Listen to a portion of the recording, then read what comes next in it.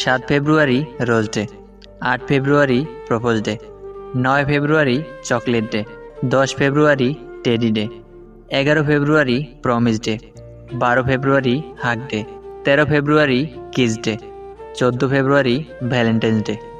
যেদিন যে দিবসই হোক না কেন, একজন মানুষের জন্য জীবনের প্রতিটি দিনই তার প্রিয় মানুষদের জন্য ভালোবাসা থাকা উচিত।